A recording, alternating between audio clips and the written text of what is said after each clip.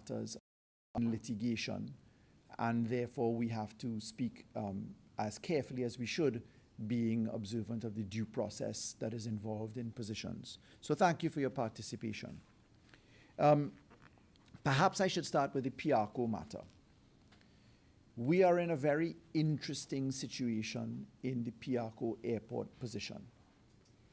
That position is that the architect of the civil proceedings in the Piarco matter, commenced in 2004, is the present Attorney General, Mr. John Jeremy, Senior Counsel. Mr. Jeremy dealt with and started the Miami civil proceedings for the recovery of billions of dollars, as it's turned out to be, if you allow interest to factor to that. He started those proceedings in 2004. As you are aware, Mr. Jeremy has returned as the country's Attorney General, albeit under a different administration. So we're in this position where a former Attorney General is now the present Attorney General, and he has the pleasure of being vindicated. You will note that Mr. Jeremy suffered serious attack as a former Attorney General. It's all through the legal proceedings and heavy political commentary and criticism from the members of the UNC as to his role in originating the Piarco proceedings. But I think today it's quite an interesting position. He stands vindicated by a Florida Court of Appeal, which has upheld a jury verdict. For my part, I managed the Piarco litigation for 10 full years. And to put things into context, I would say that the Piarco litigation that I inherited in 2015 was at the death door stop. Nothing was pursued in any meaningful way under the tenureship of the UNC administration 2010 to 2015. In fact, the case was at collapse point. When I entered as Attorney General, I took control of that litigation in the Miami civil proceedings and resuscitated the position. By way of context, I can tell you that that civil proceeding in Miami involved originally 56 defendants, 11 individuals, 12 corporate entities, and 32 in rem defendants. What does that mean? Properties. So they went behind 56 defendants. As a matter of fact, we have had in the Florida Court of Appeal decision, 3 defendants were left. You may ask yourselves what happened with the remaining persons. Well, over the course of time, Trinidad and Tobago settled claims with Eduardo Hillman Waller, Leonardo Mora Rodriguez, Rene de Villegas, Jose Amezaga Arellano, Suarez da Costa, Suarez Grupo, Maria Dubois, Ronald Burke, Stephen Burke, Burke Hillman Consultants, and certain properties. So that is 11 entities settled. I can tell you that 7 of the entities were defaulted, meaning we had default judgment. I can tell you that we voluntarily gave up on 3 entities due to legal advice in my tenure. And the trial for liability and damages, or both, went against Mr. Ferguson, and we had damages only against Mr. Quaitong and Mr. Gutierrez. So by the time we got to trial in Miami in March of 2023, we were only dealing with liability of Mr. Ferguson, and we were dealing with damages in respect of Mr. Quaitong and Mr. Gutierrez, because they had already been determined to be liable. There were, in fact, criminal proceedings against several defendants. They entered guilty pleas in Florida. They admitted to the wrongful conduct, and in those criminal proceedings, they were ordered to pay restitution to Trinidad and Tobago. Millions of United States dollars in total were repaid to Trinidad and Tobago. Millions under the hand of Anand Ram Logan as Attorney General. but you heard nothing of that. The country was never informed of that. Raul Gutierrez Jr., Ronald Burke, Eduardo Hillman Waller, Leonardo Arturo Mora Rodriguez, Rene Diaz de Villegas, and companies related to Raul Gutierrez Jr., that is Keystone Construction, Calma Quick Engineering, U.S. bank accounts, Banco Sudamericas, Colonial Bank account, International Bank of Miami, Regions Bank, Wachovia Bank, Total Bank, Mellon Bank, all of those criminal aspects went through the U.S. system. Many people went to jail. In Trinidad and Tobago, you're aware that we had extradition proceedings. What happened in Trinidad and Tobago is that there were existing extradition proceedings. When Mr. Ram Logan became Attorney General, they fired the team of attorneys handling the extradition. Quite interestingly, a gentleman by the name of James Lewis, King's Counsel, you may remember him recently because he was just fired again in the Warner extradition matter. So Lewis was fired in the Piarco extradition matter. Lewis has just been fired in the Warner extradition matter.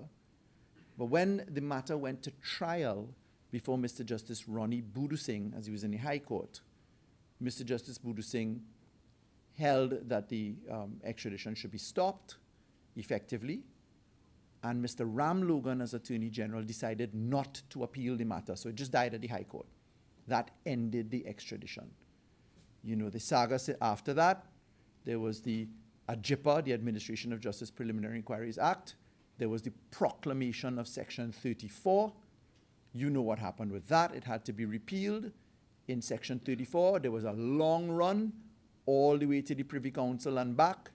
Section 34 was held to be properly repealed, and the criminal proceedings restarted, but there have been delays in the criminal proceedings here in Trinidad and Tobago because there are challenges to the DPP's process, and he has yet to consider certain things. One of the Piarco matters against Mr. Pandey, you recall, was dismissed for the prospect that it would be unlikely to be successful at trial. So those criminal proceedings have never happened in Trinidad and Tobago.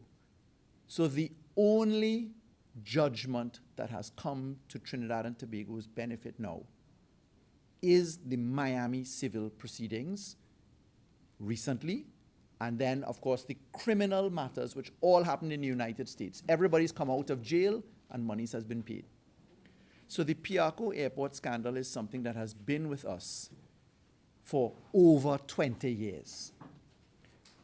I'm very pleased that the matter has come to a conclusion at the U.S. Court of Appeal level in Florida. There is an opportunity to appeal that back in the same 3rd District Court of Appeal. It is a quick process where they invite the court to just reconsider its position, as I understand it. And from there may be an opportunity to knock on the door of the U.S. Supreme Court if it exercises its discretion to do that. It's not a mandatory appeal, it is a discretionary appeal. Again, that should be in quick order. What does that mean to the people of Trinidad and Tobago? The people of Trinidad and Tobago received a judgment of $131,318,840 US and 47 cents because they trebled the damages under what they call their RICO statute. Interest runs on that judgment. It is currently at 9% per annum. It changes every year. As at yesterday, that interest sum was approximately 100. If you take the principal and interest, the amount was 157 million US dollars. You will not know because it was not made public other than when I said it in the Senate. We also received $17 million US in legal costs. So you have 157 million plus 17 million plus interest on the 17 million. 157, 167, 177. You're looking at close to 1.4 billion TT dollars that is at the pot of the Trinidad and Tobago people. You all know that the government is properly looking for money to pay wages, salaries, to enter into our development program. Therefore, I am particularly pleased to have witnessed the confirmation by a U.S. Court of Appeal of what is close to 1.3, 1.4 billion TT dollars. I always think it somewhat a little of a disservice when I note that the newspapers carry the sum as 131 million, because most people don't see the billions. We all know there's a forex problem in this country, right? So I think it's useful to extrapolate it into its TT dollar equivalent. What is of interest, I think, to us all is what are the next steps? Mr. Ferguson is entitled to due process. The appellate process will happen. My own view from the information that I have is that that appeal will end in Trinidad and Tobago's favor, because as you're well aware, the further up the ladder you go, you're challenging issues of law, you're not challenging facts. The facts are 56 defendants started. The vast majority of them have all been dealt with except for 3 at the time we went to March 2023 when we had the trial. And it is a matter of fact that umpteen persons went to jail and umpteen persons paid millions of US dollars in restitution to Trinidad and Tobago. We are in this interesting scenario where Mr. Jeremy has been properly vindicated against all the allegations of scandal that stood against him by the UNC. And very interestingly, he is now the man who will have to carry out the recovery exercise for the people of Trinidad and Tobago. A judgment of the United States of America to be effective in Trinidad and Tobago has to be introduced via a process. The United States of America is not a participant in the reciprocal endorsement of judgments under law, so therefore you have to make an application to the courts in Trinidad and Tobago to reseal that judgment. In other words, then to bring the US judgment to Trinidad and Tobago. I'm sure you'd be very interested to ask the Attorney General and the Prime Minister in particular what her position is in relation to this matter. Because Mrs. Prasad Bisesa served as the Attorney General once in this country in these very Piarco airport matters. And when she served as the Honourable Attorney General, Mr. Ramesh Lawrence Maharaj had a lot to say about what did not go right. I leave that to you to remind yourselves of that. So this is unprecedented victory. I challenge anybody in this room or in this nation to show me where $1.4 billion has been successfully pursued in terms of a judgment. The golden question right now is show me the money. Now, this Piarco matter is of significant historical and political interest, because the entire allegation has been that it's a political setup. That has been answered by a US court. The allegations against Mr. Jeremy that he acted politically in a wrong way, those have been put aside by a US Court of Appeal. It's going to be very interesting right now to see the AG's vigor to pursue this money. More particularly the Prime Minister's vigor, because our Honourable Prime Minister is the one who said, I go bust your head if you talk to people alleged to be corrupt.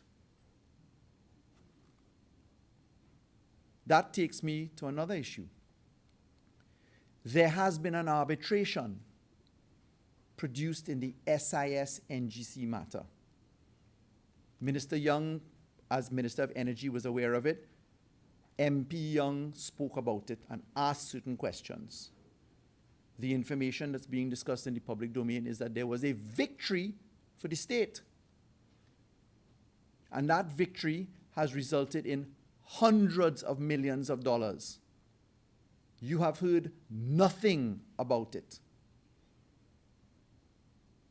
That brings me to another case that I was asked about to comment on. You will recall very well the case of Vincent Nelson versus the Attorney General. I saw with great interest, I was away, I was abroad, I saw appearing in one of the weekend newspapers that Madam Justice Jacqueline Wilson delivered a judgment in which Mr. Nelson's claim for compensation for an alleged breach of an indemnity was rejected.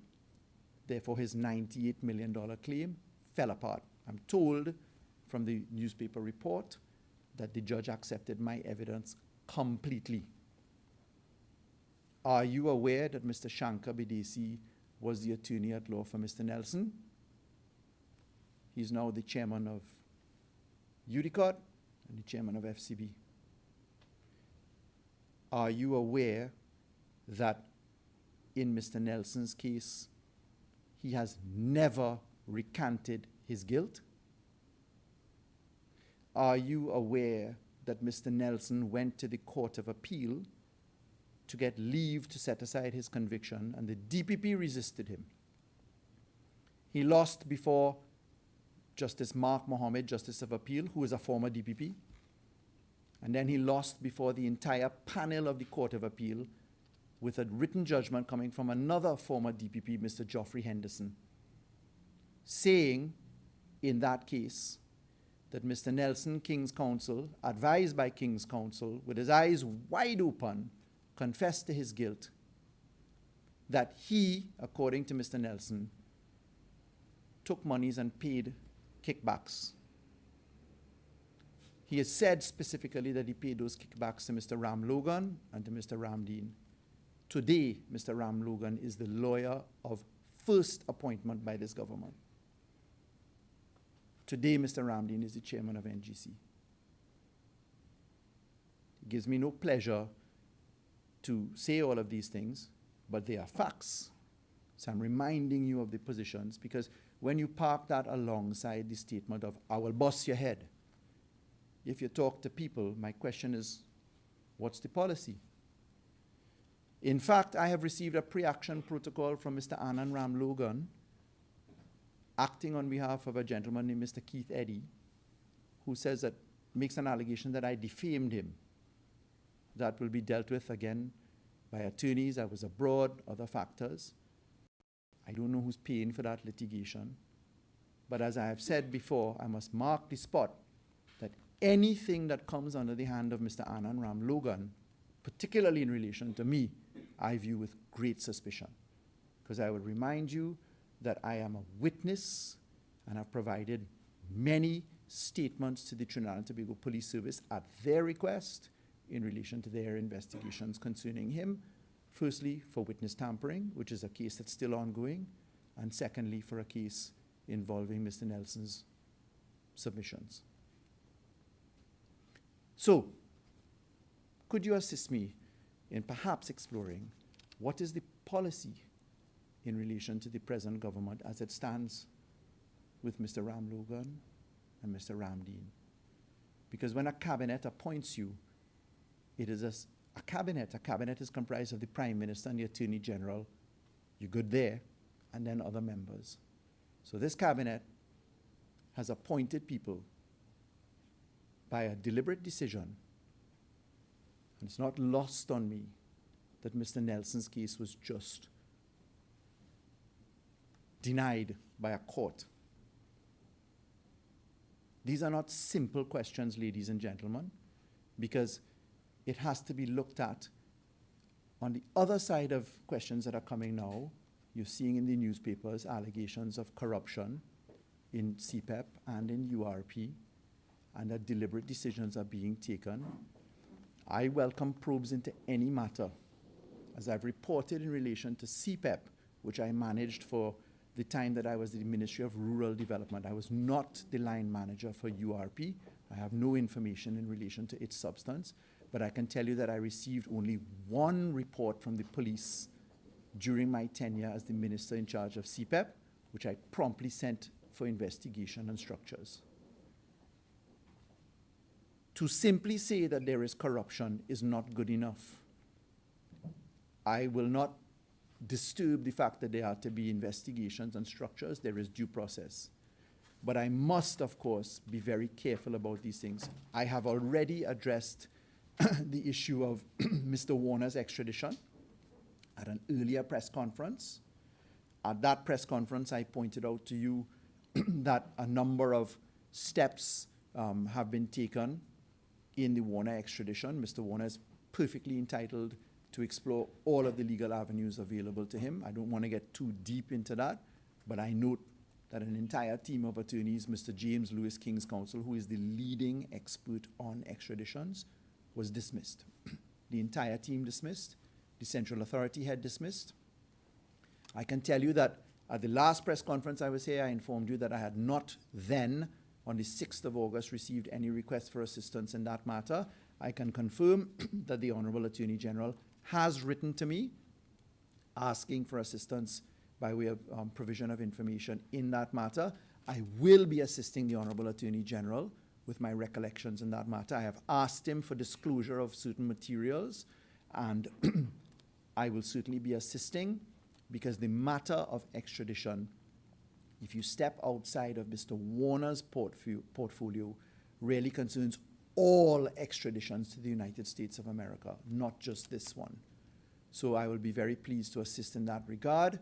There's certain steps to be taken inside of there, and I look forward to the truth being told in that matter and to understanding genuinely where the apology came from, because Mr. Warner's attorneys were regaled by an apology from the Attorney General's new attorney at law, Mr. Robert Strang, and I have to wrap my mind around where that apology came from, and certainly I will be assisting the Attorney General. I've only just returned to the jurisdiction. So there are quite a few things that are in the mix. And the PRCO matter is perhaps most paramount because the people of Trinidad and Tobago need to be aware that steps need to be taken by the Honourable Attorney General to seek to enforce the judgment of the U.S. court and to explore the recovery of those positions. I want to make it abundantly clear. When I speak about Mr. Ram Logan, I speak about Mr. Warner, I speak about Mr. Ferguson, they are perfectly entitled to explore every legal avenue available to them. I make no criticisms of the individuals. There is a due process in this country.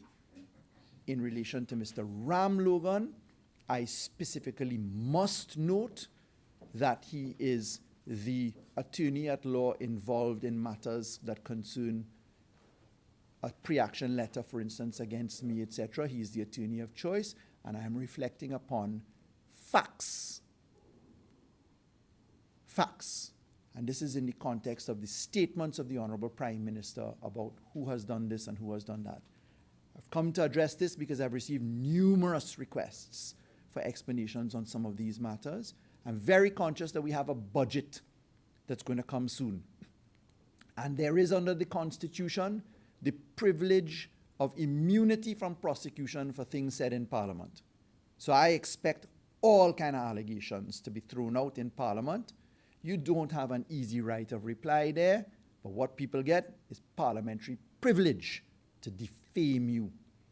I'm marking the spot that anything that Ram Logan says, I put about 2,000 pound of salt on, because I must. And I'm sure that you must appreciate that, because it is what it is. So folks, I will rest for now. My colleague, Mr. Cummings, has a few statements to make. Pardon? Oh, sure. Thanks. Perhaps I should take questions first. There was something that had arisen in our conversations that I thought that maybe he should speak, but he's here to assist me in the event that we have questions that could fall within his position. And so too is my colleague, Kareem Marcel, who is also here in the event that we have certain questions that flow on that end. So perhaps I should take your questions now. Could you shed any light on the nature of the report that would have come to you concerning the issue with the URP? Yes. CPEP, not URP. I was not the line minister for URP and have never been. Mr. Sinanan, Rohan Sinanan, was the line minister for URP. under this administration, they have moved URP to local government, and they have moved CPEP to Ministry of Works and Transport. So, forgive me, Public Utilities, Minister Padarat. So the report that I got was in relation to a CPEP contractor, and I was asked to provide certain information because the police were looking into matters concerning that CPEP contractor, and I passed it to my permanent secretary to deal with that. In the 3 years that I was there, not a single other report was done. Never seen or heard of any police investigation. What I do know is that you can spot the state of decay and neglect that Trinidad and Tobago is in right now because CPEP is not on the field, it is not performing any works. You can see easily what the effect of that has been. We in the PNM have taken an approach to support claims to be made by contractors and others, and that's where we are on that basis. Mr. Al-Rawi, in relation to the PRCO judgment, do you foresee any possible difficulties in TNT being able to acquire the money that has been before awarded? So the PRCO matter has yielded a judgment. Let's assume that by first quarter next year, all U.S. appeals are done. That's the latest it can go. The U.S. system moves quickly, right? It means that a judgment can be brought from the U.S. by way of an high court action here in Trinidad and Tobago to put the judgment onto our books. That means that there will be a pursuit for the value of the judgment. That is a process that involves investigating assets and positions, but there is something in law called the equity of tracing. You can trace assets. So anybody that has put themselves into mendicancy or on paper poverty will obviously have to explore the process of being examined as to whether you did that to avoid judgment. That will be something for the courts to look at. I don't see that there is any difficulty in pursuing the judgment and in pursuing the assets. I don't want to say too much about it, but if I was sitting in those shoes of the Honourable Attorney General now, I'd be very vigorously advocating certain things. I would have come to you already and told you landmark decision, particularly because the very architect of the case. And I said in the Senate, much to people's surprise, I said, Mr. Jeremy deserves, and I mean this, a national award for having had the courage to pursue the PRCO matter by engaging in the litigation that he did. Yeah? Oh, that's very kind of you to explain why you're not asking me any questions. So do I have your leave, folks? Thank you so much.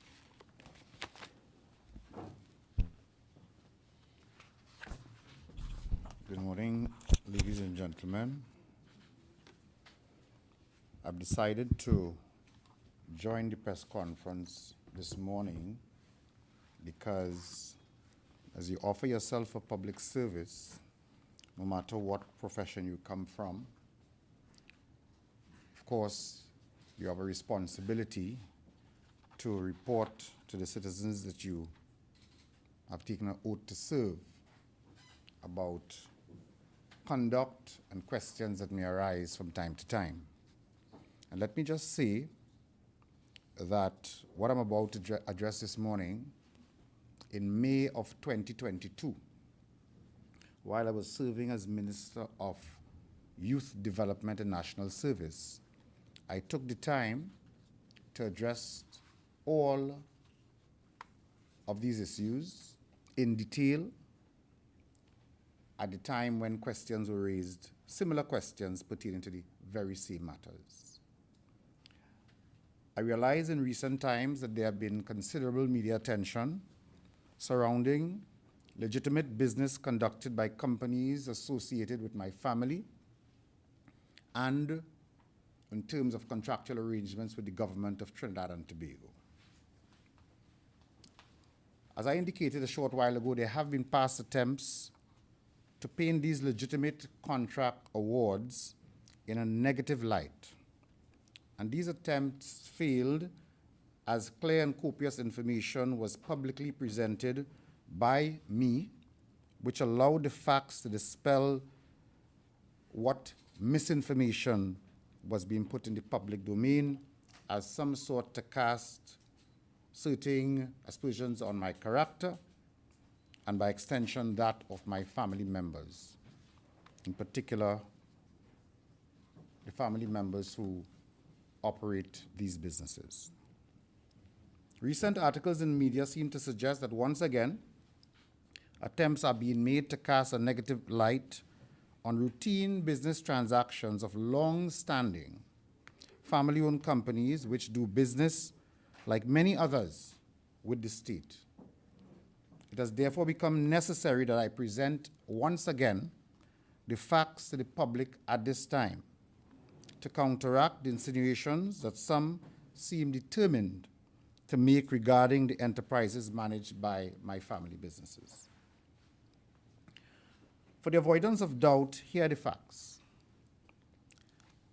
The companies owned by my family members have been doing business for the state for decades, dating back almost 30 years.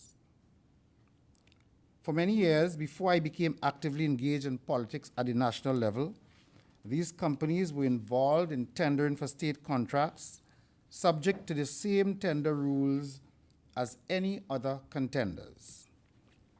The companies being referred to in the media as recently as last weekend, some of which are owned by my family members, have received work under successive governments, including the UNC government.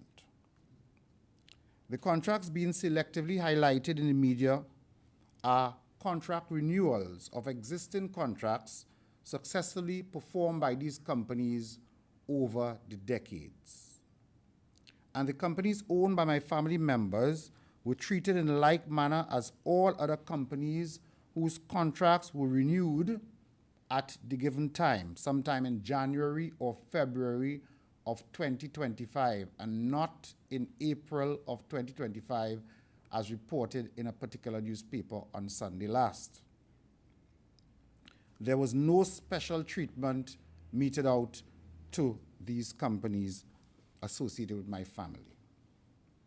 Like any other company, some tenders offered by the state were won by companies owned by my family members, and some were not. That is the nature of the landscape in contracting work, and the companies always accepted the outcomes, whether favorable or not. Where the companies won bids, the contracted work was carried out effectively and efficiently. As with any other company in Trinidad and Tobago, those owned by my family members have a right to carry out legitimate business with the state. When I entered politics at the national level, there was already an established track record of state contracts being awarded to companies which are owned by my family members. Question has also been asked about land owned by myself and my family, and let me be lucidly clear. Any parcel of land owned by myself or my family, either in Trinidad or in Tobago, has been legally acquired and all proper procedures followed as with any other citizen acquiring property in this country. I have never been involved in squatting on any lands whatsoever, whether public or private, and any insinuation to the contrary is mischievous and intended to defame my character and that of my family. During my tenure as a member of the Senate or as a cabinet member, I have conducted my affairs in a manner which gave the companies owned by my family no unfair advantage with regard to the award of state contracts. As a matter of fact, there is no situation or occasion on which any of these companies participated in any tender procedure connected to any organization, ministry, department, or state enterprise which operated under me as minister. I wish to completely reject the notion that having family involved in business should disqualify one from public service in the parliament or in the cabinet. It has not disqualified past nor current politicians from serving. This seems to be the sentiment that is being conveyed by some media personnel, and again, I reject it out of hand. There are rules and procedures which allow for businessmen to be involved in public service. And as other politicians have done, these have been scrupulously adhered to in the conduct of my affairs.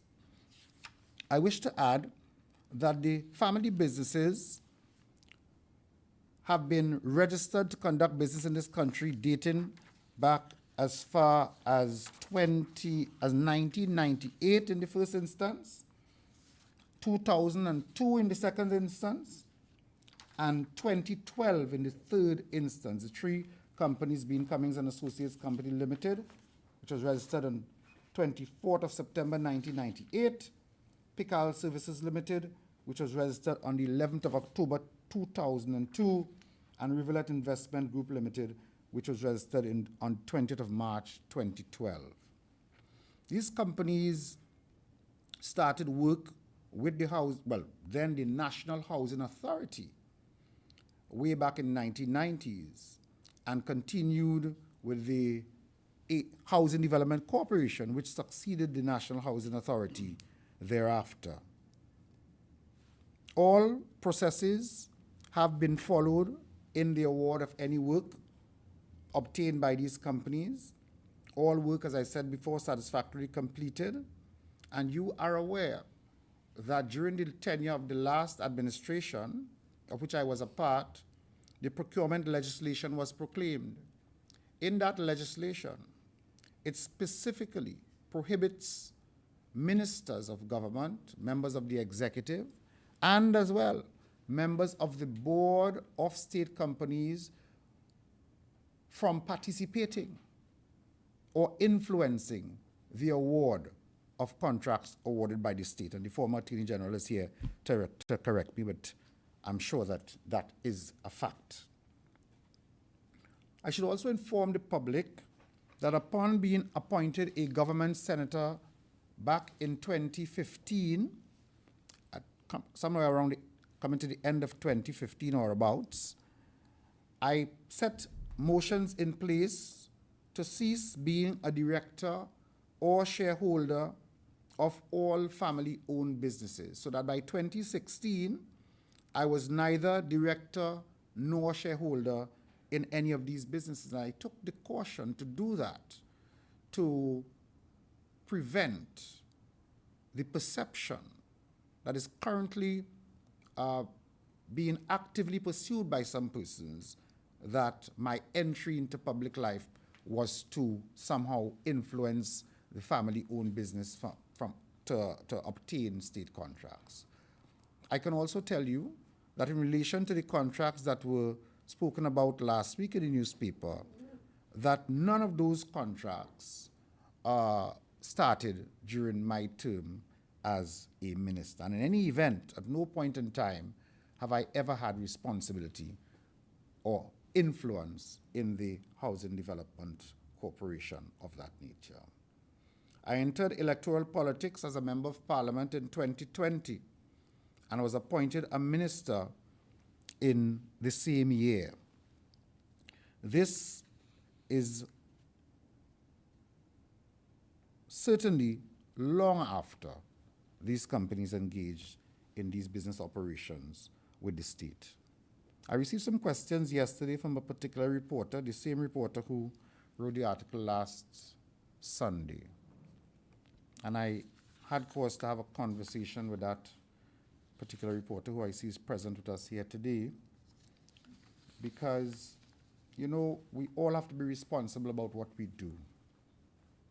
I can say to you that my family has been the subject of hate emails, vicious, racial attacks,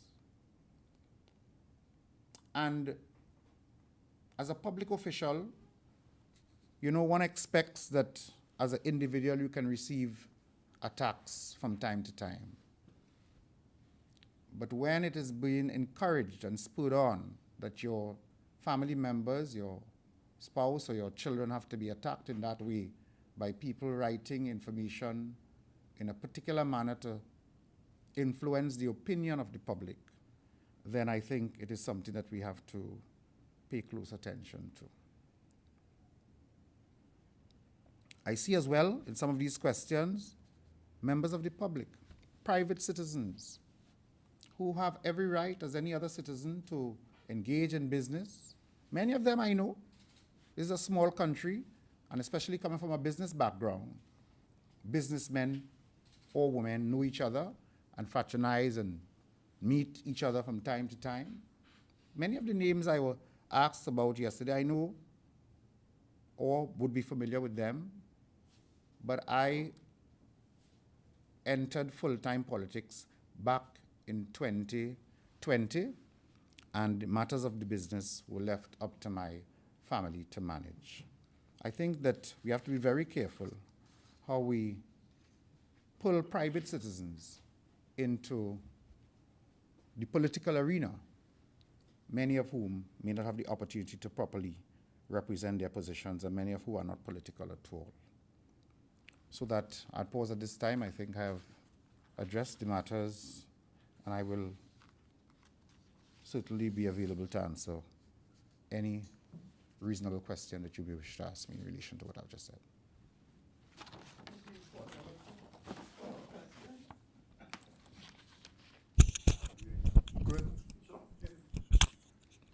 Hi, Mr. Cummings, Gregory McBurney, Trinidad Newsday. What do you say to members of the public who believe that companies related to government ministers should cease doing business with the state when that relative becomes a government minister, just for total and complete transparency and to avoid any possibility of, for example, this situation that you and your family find yourself in, to avoid these situations altogether and to ensure there is total and complete transparency and the possibility of conflict? What do you say to people, members of the public, who feel that way about it? Well, I mean, you know, business entities operate. Members of the citizens of this country, no matter what profession you come from, you are allowed to operate in a free market economy.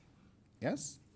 And citizens can offer themselves for public service, no matter what profession you come from. You're a doctor, you're a lawyer, you're a businessman, you're all allowed to offer yourself if you feel that you can serve. That does not and should not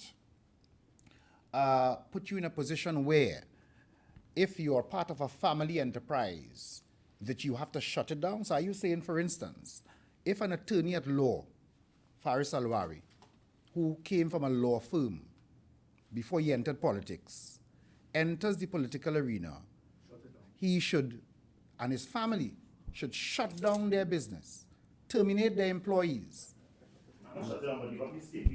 State beefs, perhaps. No, but you see, how could that make any sense? Because Take Eli's Akuru with 3 gas stations and take that example. right?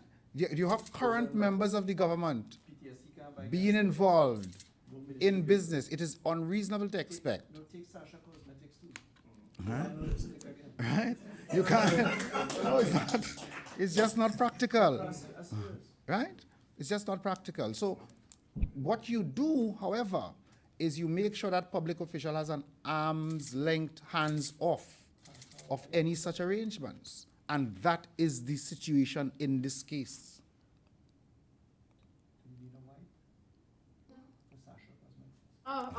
Right? So, because to take on that point, it would mean that that given company should cease. Suppose the company only does business with the state.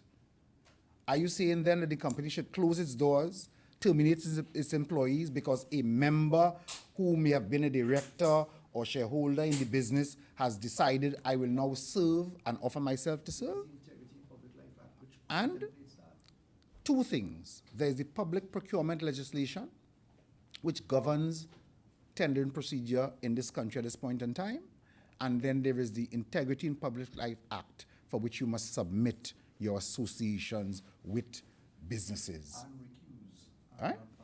And at the cabinet level, if a matter comes to the cabinet and under the current considerations of the law, matters of award of contracts do not go before the cabinet.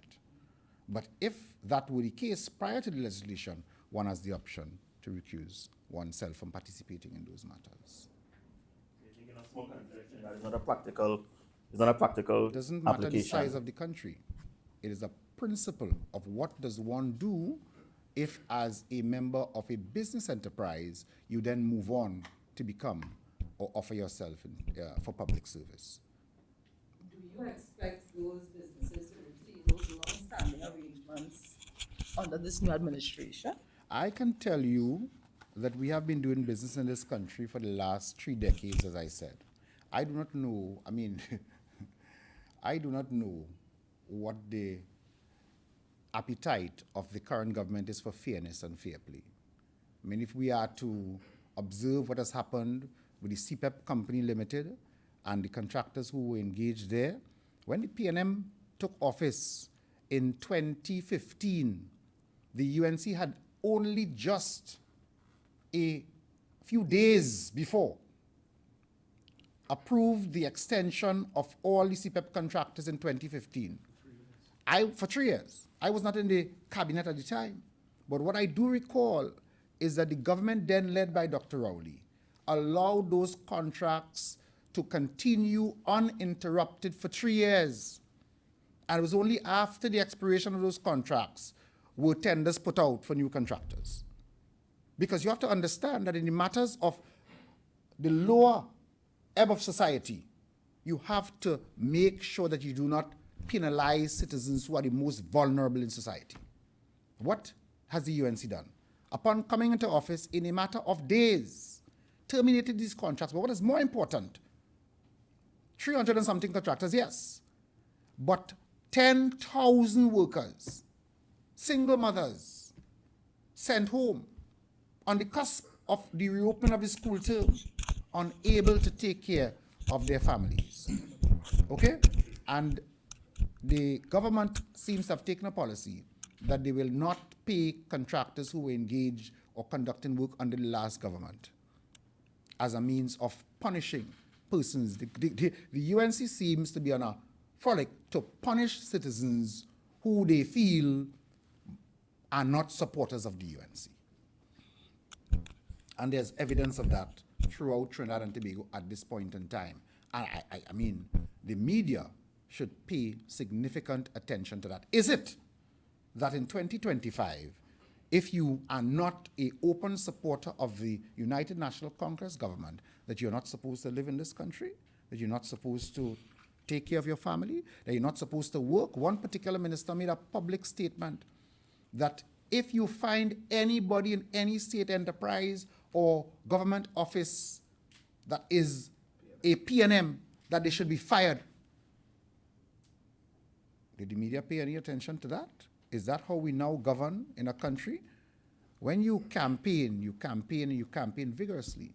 But upon assuming office, you are now the government of all the citizens of Trinidad and Tobago, and you govern accordingly. Currently, the government boasted about its participation and repairs during the school vacation to repair schools using the MTS state company. Has anybody asked how those contracts were awarded? What was the value of those contracts? Which are the schools that were repaired? Which are the companies these contracts were awarded to? Whether proper procedure was followed? Whether these were sole select arrangements across the board? These are questions that I would want to suggest to the media that we might want to get some questions to for the government to respond to. Yes? Yes, Mr. Cummings, first of all, I want to condemn any hate speech your family would have been exposed to. I'm sorry you had to experience that. Well, I would think that the way in which the article that you wrote last weekend was written was to suggest to the public that somehow in my role as minister, that I somehow acted dishonestly. And therefore, when you couch an article in that way, it has the potential to encourage citizens who are against that type of behavior to attack those who they feel might act in that way. Well, everyone, I give the assurance again at this point in time, as I did earlier, that at no point in time as minister in the government of Trinidad and Tobago have I acted dishonorably or acted in a way to benefit my family or my family businesses. everybody has different inferences when they read a piece of literature. Earlier you mentioned when you said you don't see necessarily a problem with relatives of government ministers and receiving contracts. You said it's important that they keep an arm's length, right? Wouldn't you agree that for some members of the public, they might find it hard to believe that as a person who founded the company and was a director of a company, but then stepped away when they entered public life, and the individuals who took over as the directors of the company live in the same household, that there is little to no influence from that person onto the relatives who direct the company, who is in receipt of state contracts? Well, you can put a picture or paint a picture in any way that you want the public to look at it or view it. But the fact remains in this particular situation that you are speaking about in relation to my family, one, I ceased being a director or participant in the management of this company way back in 2016. As a matter of fact, if you were following the work of the MYDNS during 2020 to 2025, you would realize that that particular minister was very much full-time engaged in doing the work of the government of the Republic of Trinidad and Tobago.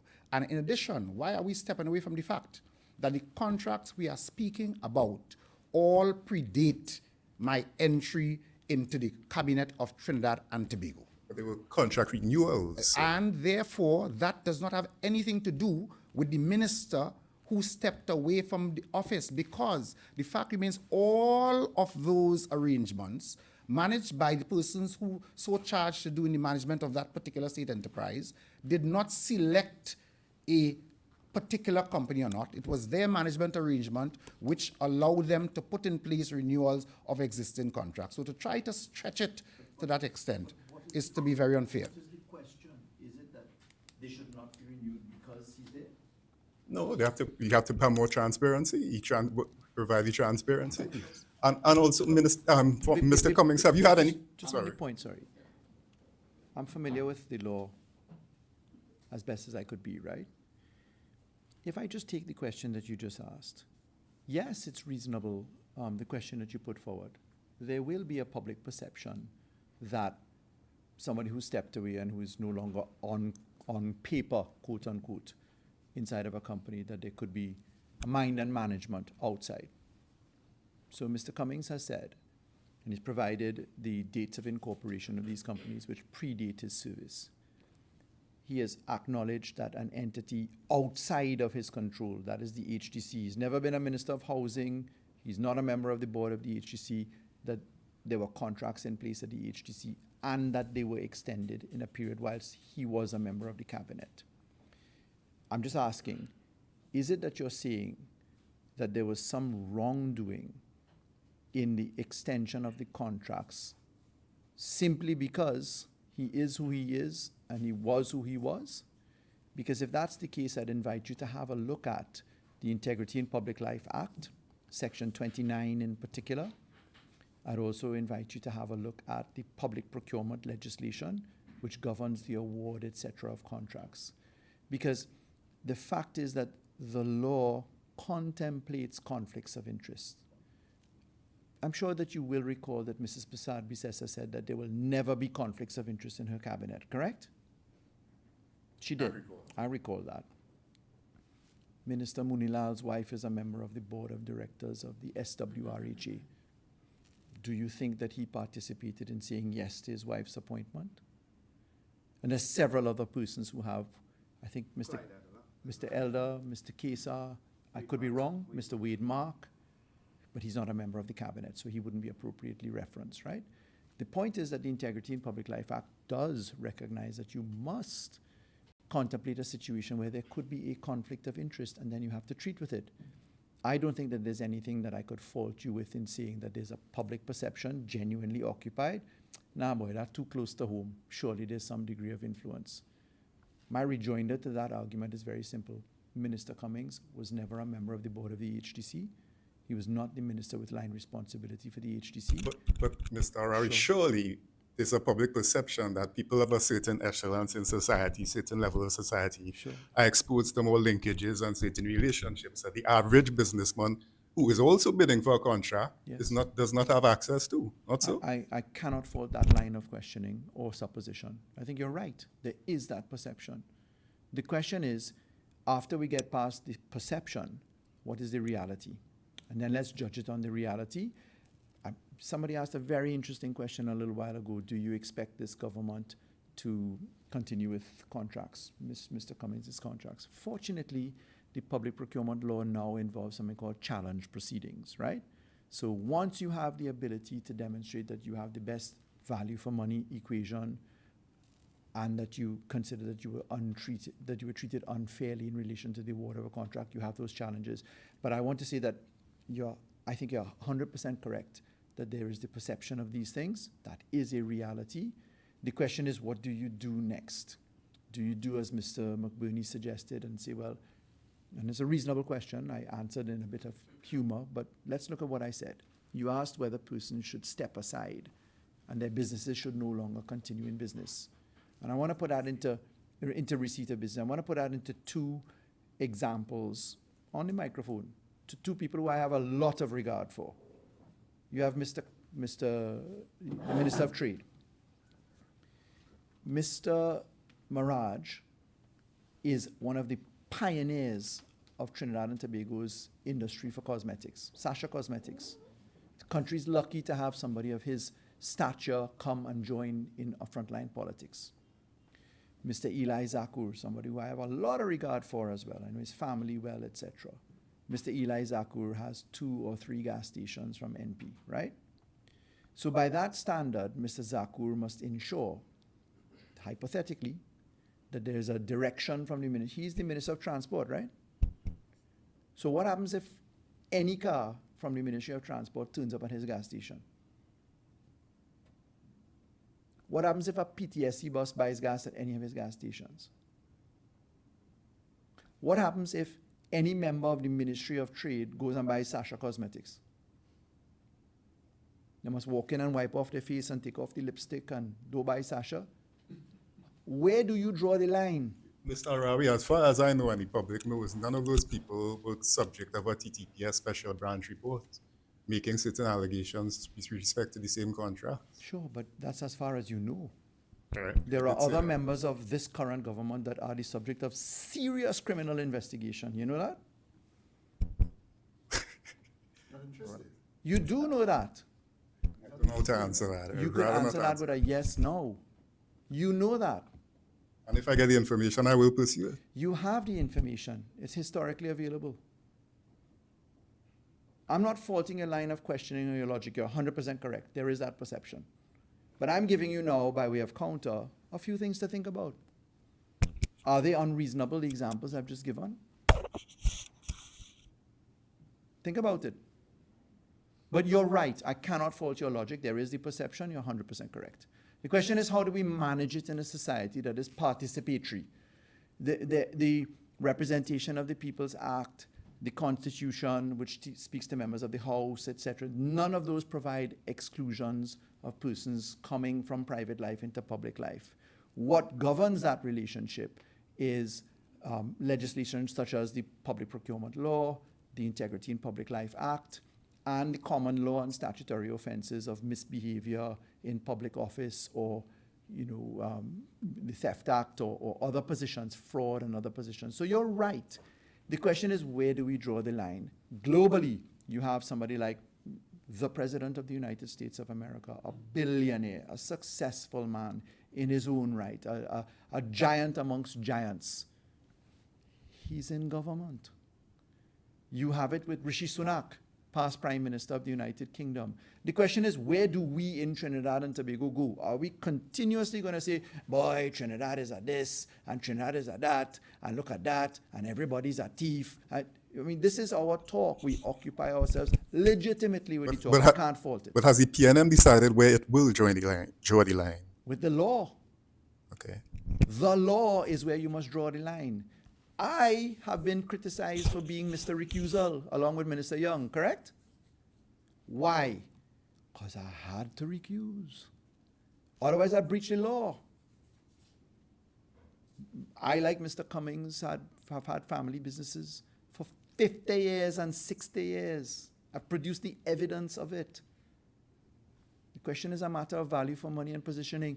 Former Prime Minister Dr. Rowley's wife, other people's relatives-in-law, members of firms, Mr. Hamel-Smith, you recall, past president of the Senate of Hamel-Smith and Company, etc.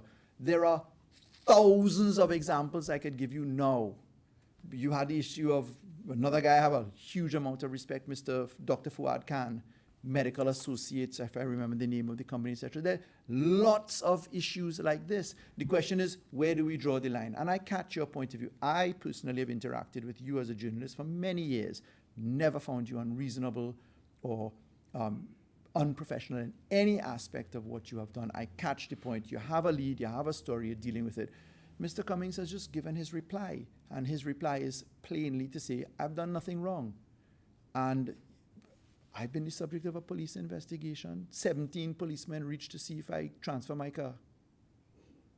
17 policemen reached to see if I transferred my car. And I did. And they found out I did.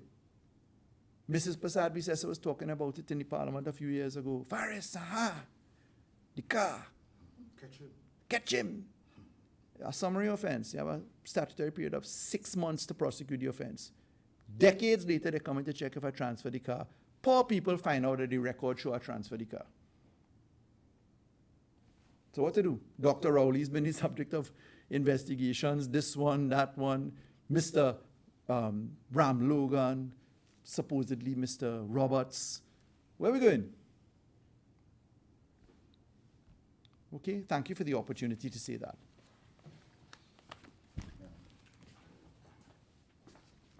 Anybody had any additional questions? Okay, now I took caution and care to give the facts in the matter. Some people may not wish to pay attention to the facts, but in summary, summarizing, I wish to indicate once again that as a member of the government, as a public official, I have done absolutely nothing outside of the law at any point in time. I have never on any occasion utilized my office to influence any award of any contract to anyone, certainly not family members or anyone else. And those suggestions are certainly incorrect and out of hand. And to state, as Senator Al-Rawi mentioned a short while ago, everything that we spoke about earlier on has been done well within the law and as a citizen of the Republic of Trinidad and Tobago. And therefore, all I can say is that I hope that those reporting for the benefit of information to the public would be fair in their commentary in these matters, and I continue to make myself available. And as you mentioned a particular thing a short while ago, which I can't go into very much because I had to take particular action as a citizen of this country. I may stand out on record as the only member of a sitting cabinet who took action of taking the state to court for the very matter that you just alluded to. It is very active. So on that basis, I will say no more on it. Okay? Thank you very much. Thanks, folks.